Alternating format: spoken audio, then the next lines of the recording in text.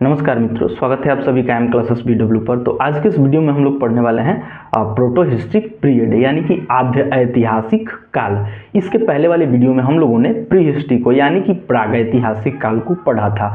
प्रागैतिहासिक काल को हम लोगों ने 3 चरणों में बांटकर बहुत ही बेहतरीन तरीके से समझा है। अगर आप सभी लोग उस वीडियो को नहीं देखे हैं तो जाकर उसे अवश्य देखिए, ठीक है। और आद्य ऐतिहासिक काल में हम लोग पढ़ने वाले हैं कि यह जो है वो इसका टाइमलाइन जो है अवधि किस समय से शुरुआत होता है और कहाँ पर इसका समापन होता है।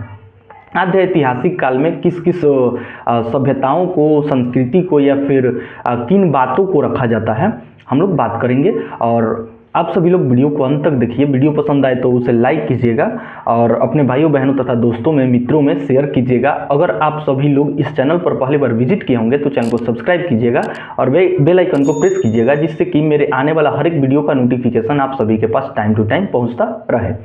तो चलिए वीडियो को स्टार्ट करते हैं। देखिए, हम लोग आद्य ऐतिहासिक काल को पढ़ने वाले हैं, यानी कि प्रोटो हिस्ट्री पीरियड को पढ़ने वाले हैं। आद्य ऐतिहासिक काल, देखिए प्राग ऐतिहासिक काल और वह ऐतिहासिक काल के मध्य के समय का समय है, मतलब कि आद्य ऐतिहासिक काल है। कब का? तो प्राग ऐतिहासिक काल, और ऐतिहासिक काल के मध्य का समय आद्य ऐतिहासिक काल है।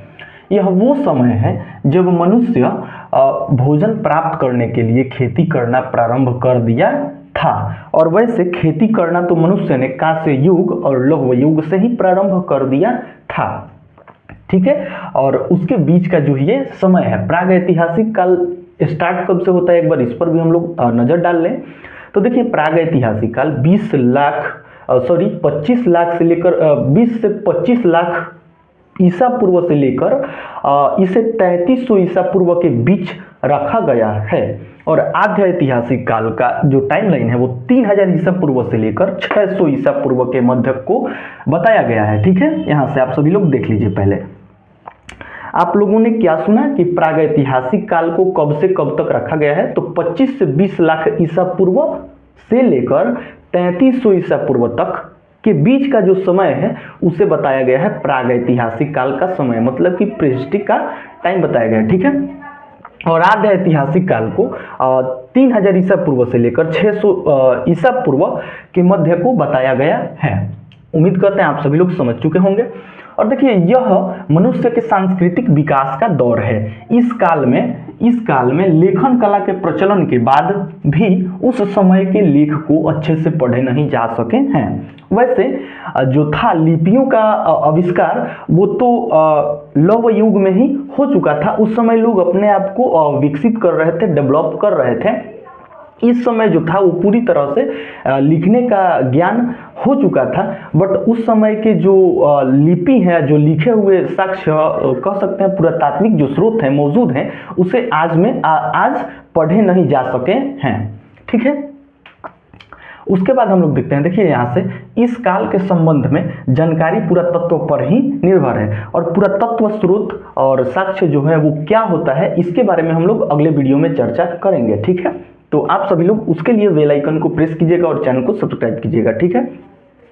देखिए, अतः हम कह सकते हैं कि यह उस समय का इतिहास है जो ऐतिहासिक काल के पहले का है। मतलब कि देखिए, इतिहास को समझने के लिए 3 चरणों में बांटा गया है। एक प्रागैतिहासिक काल, एक आद्य ऐतिहासिक काल और एक ऐतिहासिक काल, यानी कि 3 चरणों में 3 भागों में बांटा गया है इसे समझने के लिए। तो हम लोग पिछला पढ़ रहे हैं आद्य ऐतिहासिक काल, ठीक है,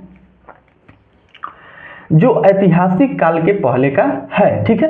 तथा लिपि और अक्षर उस समय ज्ञात थे, लोग अच्छे से लिखना पढ़ना जान चुके थे, लेकिन फिर भी जो था जो है वो हम लोग उसे पढ़ नहीं पाए। वह काल आद्य ऐतिहासिक काल के अंतर्गत आता है। देखिए, एक तो प्रागैतिहासिक काल में लिखने की कला और आविष्कार ना होने की वजह से लोग लिखते पढ़ते नहीं थे और कोई साक्ष्य भी ऐसा मौजूद नहीं है, कोई लिखित वर्णन भी मौजूद नहीं है। बट आद्य ऐतिहासिक काल में लिखने की कला और पुरातात्विक स्रोतों के बावजूद भी लोग उसे पढ़ नहीं पा रहे हैं, समझ नहीं पा रहे हैं, ठीक है।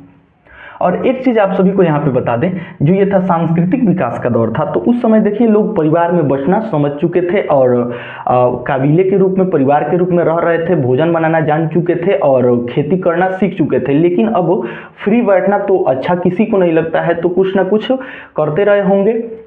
तो उसी समय सांस्कृतिक विकास का जो है वो विकास हुआ, सांस्कृतिक विकास हुआ। उससे पहले जो अनेकों प्रकार की सभ्यताएं और लिपियों का भी विकास हुआ था प्रागैतिहासिक काल के अंतिम चरण में, यानी कि लौह युग में। ठीक है, हम लोग यहां से देखते हैं इस काल में सिंधु सभ्यता व वैदिक सभ्यता को रखा जाता है। सिंधु घाटी सभ्यता और हड़प्पा सभ्यता का भी नाम आप लोगों ने सुना होगा कहीं ना कहीं, और वैदिक काल और वैदिक सभ्यता जो है उसका भी नाम आप लोगों ने सुना होगा।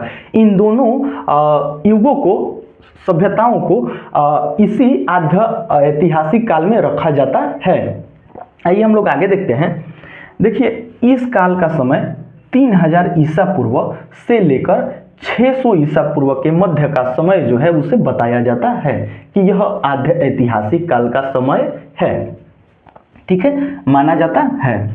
देखिए, आध्य ऐतिहासिक काल को दो भागों में बांटा गया है। जिस प्रकार से प्राग ऐतिहासिक काल को 3 चरणों में बांटकर पढ़ा गया था, जिसे stone age, bronze age and iron age के नाम से जाना जाता है, और 3 चरणों में बांटकर समझने के लिए पढ़ा जाता है, उसी प्रकार से इसे भी 2 भागों में बांटा जाता है आध्य ऐतिहासिक काल को। ठीक है, देखिए, एक में है सिंधु घाटी सभ्यता या फिर हड़प्पा सभ्यता, आप सभी लोग बोल लीजिए। इसका जो टाइमलाइन है, अवधि जो है वो 2500 से लेकर 1500 ईसा पूर्व के मध्य का जो समय है वो बताया गया है।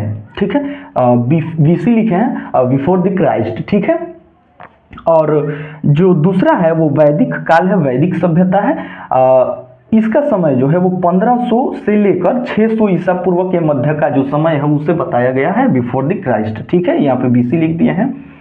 बीसी मतलब ईसा मसीह के जन्म के पहले का समय, जिसे ईसा पूर्व के नाम से जाना जाता है, और ईसवी यानी कि उनके जन्म के बाद का समय, जिसे एडी के नाम से, एनो डोमिनी के नाम से जाना जाता है, ईसवी के नाम से जाना जाता है। ठीक है, और बाकी इस टॉपिक पे और प्रागैतिहासिक काल को मिलाकर इन दोनों टॉपिकों पे, और हो सकता है ऐतिहासिक काल से भी संबंधित कुछ ऑब्जेक्टिव्स वगैरह लेकर आए हम, तो उसके लिए आप सभी लोग चैनल को सब्सक्राइब कर लीजिएगा और बेल आइकन को प्रेस कीजिएगा। और आप सभी को ये वीडियो कैसा लगा तो आप सभी लोग कमेंट में बताइएगा, और वीडियो पसंद आया हो तो वीडियो को लाइक कीजिएगा और अपने भाइयों बहनों तथा दोस्तों में, मित्रों में शेयर कीजिएगा। तो आज के लिए सिर्फ इतना ही। जय हिंद।